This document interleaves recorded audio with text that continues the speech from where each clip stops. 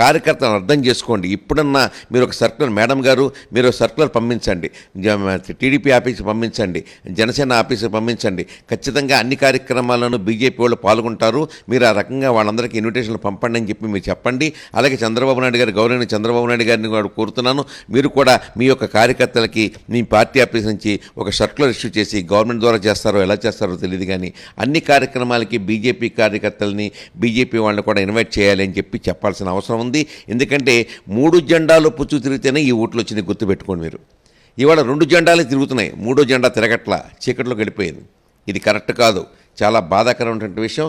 BJP పార్టీని మేము కాపాడుకోవాల్సిన బాధ్యత ఒక కార్యకర్తగా, బీజేపీ కార్యకర్తగా నాకుంది, జనాలకు ఉంది, అందరికీ ఉంది.